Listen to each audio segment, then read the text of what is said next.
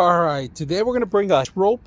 Now this is about 92 feet of rope, right? So one thing that's included with it is the lock, along with the Allen wrench in here, instructions how to set it up and how to replace it.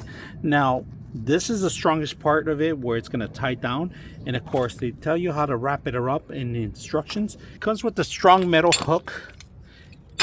You guys can see that. We're gonna see how far we can stretch this thing out, but right now this is perfect if you want to pull a car out of the ditch or yourself out of the ditch. Make sure you have enough strength to take it out. Very durable string rope. We're going to take a look at it. Let's stretch it out. All right, we're going to hook it up here, leave it there for now. I'm going to stretch it out as much as we can.